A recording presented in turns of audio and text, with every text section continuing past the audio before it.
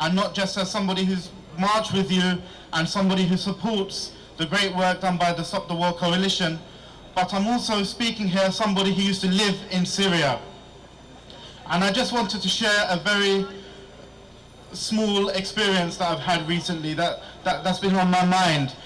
About 2 weeks ago, one of my friends from Syria, his name is Manhal. Manhal contacted me. I lost contact with him, and he contacted me on Facebook. And I asked him how he was. I asked him about his family. I asked him about all of the people that we used to know, our mutual friends. One by one, we went through the names. One by one, I found out that all of them had either fled the country or they were dead. And I asked Manhal where was he, and he said, I'm still living in my home. My family have left, but I'm still here alone. I asked him why, and he said, I was born here, I grew up in this house, and I will not leave this house until the day that I die.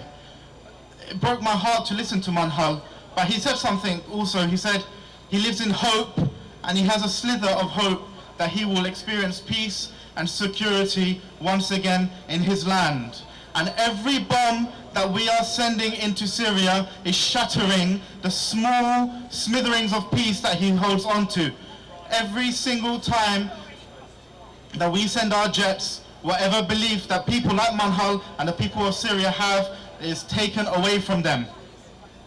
Now, we went into wars blindfolded. We went into wars sleepwalking, into Iraq, into Afghanistan, into Libya, and now into Syria. Has it reduced terror?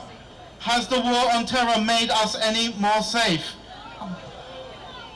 Tens of thousands of people have died due to our sleepwalking wars. And it reminds me of one of Shakespeare's great characters, Lady Macbeth, who sleepwalks from guilt. And she sleepwalks and she sees blood on her hands. And she says,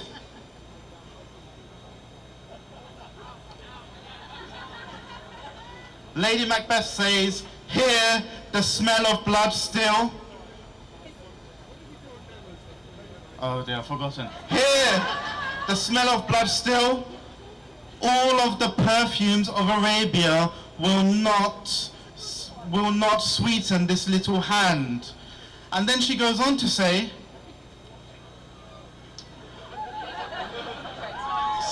she goes on to say, "What's done is done and cannot be undone." We can't undo all of the deaths that have occurred in this country, in Syria, but we can undo the direction that this country is taking with the support that we have here for Stop the War, with the support that Jeremy Corbyn has generated amongst lots of young people. As long as we're working together, we can change the opinion that people hold in this country. That's why they're attacking Jeremy now. That's why they're attacking Stop the War, because finally we have something very, very effective in this country. Let's keep working together. Let's try and make a place which is safer for us and safer for people like Manhal back in Syria. Thank you very much.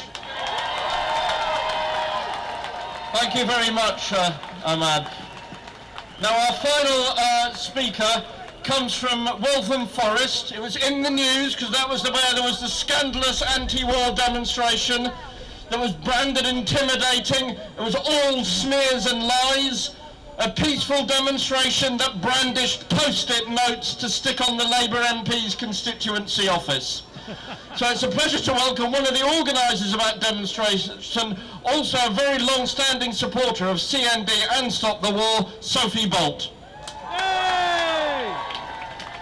Thank you very much. It's wonderful to see so many of you coming out here today on this absolutely vital demonstration. Now, a lot of people say that truth is the first casualty of war. The warmongers say bombing makes us safer. They say that the bombing will defeat ISIS, but we know that this is a lie. Bombing only fans the flames of terrorism and kills innocent people. The media peddle these lies for the warmongers. They say that the anti-war movement is a small bullying rabble. How wrong they are! Across the board, the media lied about the peaceful vigil that we had in Walthamstow. It portrayed us as a violent mob, first attacking our local MP's home And when that lie was exposed, they moved on to another lie, that our peaceful vigil had intimidated staff inside her constituency office. All of this was complete and utter lies. The office was shut. That's why we put the post-it notes on the office windows, so that the staff could tell our wonderful honourable member of Walthamstow what we wanted her to hear. It was a total and utter grotesque insult to the beautiful and peaceful event that really took place in Walthamstow that night. We had Muslims, Christians, children, their families, lesbian and gay people, trade unionists, artists, writers, all united against the bombing. We represented the majority of the residents of our constituency, and that truth is still and always will be a beautiful and precious thing. And it was. And there's another part of this grotesque injustice done to the people of Walthamstow. The MP, whose name for some reason I just can't bring myself to say, could have corrected the lie on Wednesday morning. She could have just put out a quick tweet to explain that it wasn't going past her home, and she certainly wasn't in her office. A quick tweet or even just a little statement. But instead, she let it roll on and on and on, day after day, lie upon lie, going through Twitter, going through social media, into all of the newspapers, all the national newspapers, then onto the television, onto the radio, lie upon lie upon lie. I would say that that's intimidation. I would say that that is abuse. I would say that that is threatening us. Isn't that what abusive partners do? They say to you, no, you're not lovely, you're disgusting. If you say, I'm telling the truth, they say, no, you're lying. That to me is abuse. And that's what happened to Walthamstow residents time and time and time again. And our MP, she stood by and let that happen. She did not defend us when she should have done. You can tell I'm still very angry about this, because then we know that the media, when it has an agenda, it doesn't care about the truth. It will just pursue its agenda. It won't let truth get in the way. But this is a very, very dangerous game when you are whipping up hatred and lies about a community. We have seen attacks on the Muslim community increase by 300% since the attacks on Paris. And in Walthamstow, we've had to stand up against hatred for our Muslim brothers and sisters. We've had to peacefully protest time and time again against the real fascist attack that we face from organisations like the English Defence League, who've targeted our community year on year on year. We have stood united and peaceful, demonstrating against that fascism, and we will continue to do that. We have built a united and progressive movement in Walthamstow against war, against Islamophobia and against racism.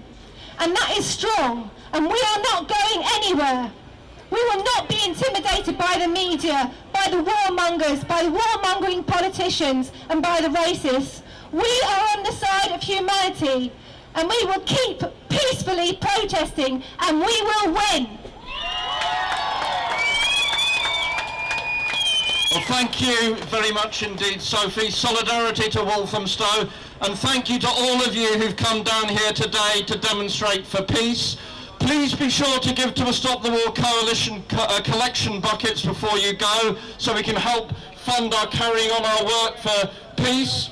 So can I thank you all very much for coming. Can I thank Kate Hudson from CND for, as ever, sharing the chairing duties up here. Stop the War and CND remain united in our campaigns for peace and justice.